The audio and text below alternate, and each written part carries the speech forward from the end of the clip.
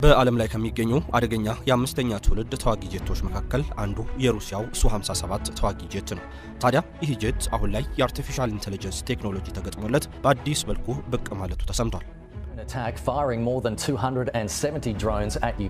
ሩሲያ በዩክሬን ላይ የድሮን ናዳ ዝንባለች። ከዚህ ቀደም ታይቶ የማይታወቅና ትልቁ ነው በተባለው የድሮን ጥቃት የዩክሬን መንግስት የድንጋጤ መግለጫን አውጥቷል። Israel says it will allow a basic amount of food aid into Gaza, ending a 10-week blockade. እስራኤል በአሜሪካና ሌሎች አጋሮቿ ጫና ውስጥ ገብታለች። ሀገሪቷ ለ10 ሳምንታት አቋርጣ የቆየችውን የጋዛ ሰርጥ የእርዳታ አቅርቦት ዳግም ለማስጀመርም ተገዳለች። ሰላም ጤና ይስጥልን የሰሞነኛ ቤተሰቦች፣ የዕለቱ ወታደራዊ መረጃዎች እንደሚከተለው ተሰናድተዋል። እስከ ፍጻሜው አብራችሁን ቆዩ። ሱ-57 ዘመኖ መጣ። የሩሲያ የጦር ጄቶች አምራች ኩባንያ የአምስተኛ ትውልድ ተዋጊ ጄት በሆነው ሱ-57 ተዋጊ ጄት ላይ የአርቲፊሻል ኢንተለጀንስ ቴክኖሎጂን በመቅጠም በአዲስ መልኩ ወደ ስራ ማስገባቱን ይፋ አድርጓል።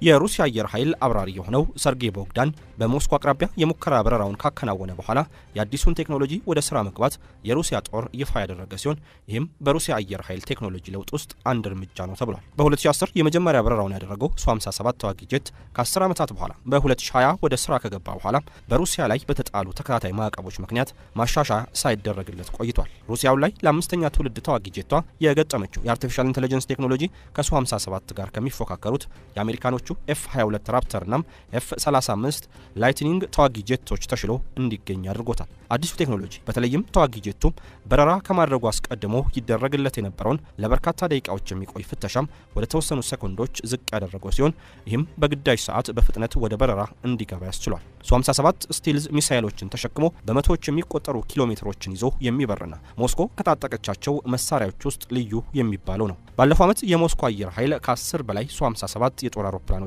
የተረከበ ሲሆን በ2028 የሚረከባቸው 76 እንዲሰሩ አዟል። በሩሲያ ሶይ ግሩፕ ዲዛይን የተደረገው ይህ የአምስተኛ ትውልድ ተዋጊ ጄት እንደ አውሮፓውያን አቆጣጠር 2010 ዓ.ም የመጀመሪያ በረራውን አድርጓል። ጄቱ ከፍተኛ ትረስት የሚፈጥር ሁለት መንታ ሞተር የተገጠመለት ሲሆን በቀላሉ ከራዳር እይታ መሰወር የሚያስችል ስቲልዝ ቴክኖሎጂን ያካተተ ነው። ሱ-57 በሰዓት ከ2000 ኪሎ ሜትር ወይም ማክ 2 በላይ የበረራ ፍጥነት ሲኖረው ያለማቋረጥ እስከ 3500 ኪሎ ሜትር ድረስ የአየር ላይ በረራን ማድረግ ይችላል። ከባህር ጠለል በላይ እስከ 20000 ጫማ ወይም 20 ኪሎ ሜትር ከፍታ በመምዘግዘግ የመብረር አቅምም አለው። ይህ ተዋጊ የጦር አውሮፕላን ከዩናይትድ ስቴትሶቹም F-22 ራፕተር እንዲሁም F-35 ላይትኒንግ ተዋጊ ጄቶች ጋር የሚስተካከል የቴክኖሎጂና የመሳሪያ ርቀት እንዳካተተ የሚነገርለት ሲሆን አሁን ላይ ደግሞ ከነዚህ ሁለት አውሮፕላኖችም ተሽሎ ቀርቧል። ሩሲያም በዩክሬን ላይ የድሮን ናዳ ዘነበች። የድሮን ጥቃቱ ከዚህ ቀደም ያልታየ ነው። ሩሲያና ዩክሬን ወደ ጦርነት ከገቡ ወዲህ ታላቅ የተባለውን የድሮን ጥቃት ሩሲያ በዩክሬን ላይ መፈጸሟን የኪየቭ መንግስት ይፋ አድርጓል።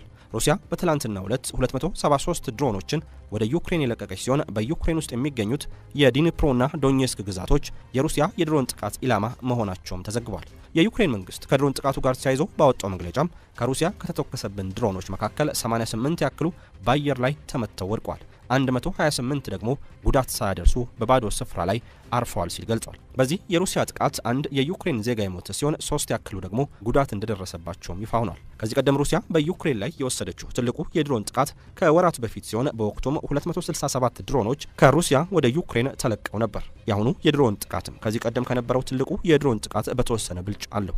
የሩሲያ መንግስት በበኩሉ እሁድ ዕለት ከዩክሬን በኩል እየተተኮሱ 25 ያክል ድሮኖችን መትቼ ጥያለሁ ሲል መግለጫን አውጥቷል። የዩክሬን መንግስት ሩሲያ ያደረሰችው የድሮን ጥቃት ሀገሪቱ አሁንም ተኩስ ለማቆምና ወደ ሰላም ለመምጣት ፍላጎት እንደሌላት የታየበት ነው ሲል ጥቃቱን አውግዟል። የአሁኑ የሩሲያ የድሮን ጥቃት የተሰማው የአሜሪካው ፕሬዝዳንት ዶናልድ ትራምፕ የሩሲያና ዩክሬንን ጦርነት ለማስቆም ወደ ሩሲያው ፕሬዝዳንት ቭላዲሚር ፑቲን ስልክ እንደሚደውሉ ካስታወቁ በኋላ ነው። የአሜሪካው ፕሬዝዳንት በትሩዝ ማህበራዊ ሚዲያ ገጻቸው ላይ በለጠፉት ጽሑፍ ከፑቲን ጋር ከተነጋገሩ በኋላም የዩክሬኑን ፕሬዝዳንት ቮሎዲሚር ዜሌንስኪንና አንዳንድ የኔቶ ሀገራት መሪዎችን እንደሚያነጋግሩ አስታውቋል። ምንም እንኳን የእስረኞች ልውውጥ ላይ ስምምነት ቢደረስም ሩሲያና ዩክሬን ከ3 ዓመታት በኋላ የመጀመሪያውን የፊት ለፊት ንግግራቸውን አርብ ዕለት በኢስታንቡል አካሂደው ያለ ውጤት ተበትነዋል። ፑቲን ኢስታንቡል ከተገኙ በቱርክ በሚደረገው ውይይት ላይ እንደሚሳተፉ ትራምፕ ቢገልጹም የሩሲያው ፕሬዝዳንት ግን ለመሄድ ፍቃደኛ አልሆኑም። ትራምፕ ይህንን ያሉት ጦርነቱን ለማስቆም እድል ሊኖር የሚችለው እርሳቸውና ፑቲን ፊት ለፊት ሲነጋገሩ ብቻ ነው ሲሉ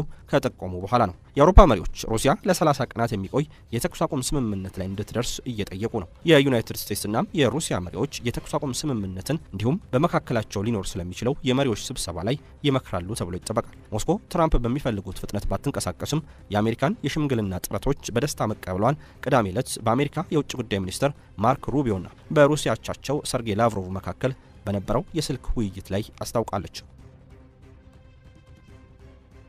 እስራኤል ጫና ውስጥ ገብታለች። ወደ ጋዛ እህል እንዲገባ ተፈቅዷል። ከአሜሪካ